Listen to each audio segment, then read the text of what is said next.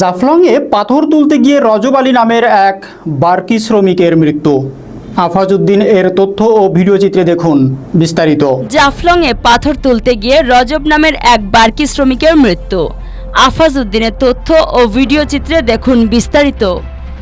সিলেটের গোয়াইনঘাটের জাফলংয়ের ইসি এলাকায় পিয়াইন নদী থেকে পাথর তুলতে গিয়ে এক বার্কি শ্রমিকের মৃত্যু হয়েছে।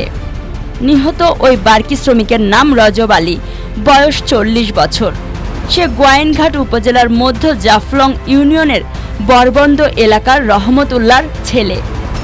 সোমবার 12 মে সকাল 9টার দিকে জাফলংয়ের পিয়াইন নদীর কাটারি এলাকায় এ দুর্ঘটনা ঘটে।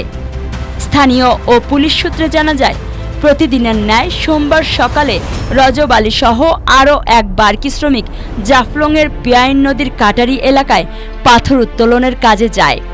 এ সময় নৌকা থেকে পানির নিচে ডুব দিয়ে সেভ মেশিনের গর্ত থেকে পাথর আনার সময় গর্তের উপরের অংশ ভেঙে রজবের উপরে পড়লে সে বালি চাপা পড়ে। দীর্ঘ সময় পরও রজব পানির নিচ থেকে উপরে না ওঠায় তার সাথে থাকা শ্রমিক সহ স্থানীয় লোকজন দীর্ঘ সময় খোঁজাখুঁজি করে বালির নিচ থেকে মৃত অবস্থায় তাকে উদ্ধার করে।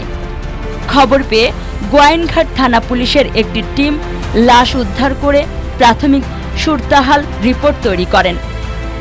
ঘটনার সত্যতা নিশ্চিত করে গোয়াইনঘাট থানার ভারপ্রাপ্ত কর্মকর্তা সরকার মোহাম্মদ তোফায়েল আহমেদ জানান, পরবর্তী আইনি প্রক্রিয়া চলমান রয়েছে।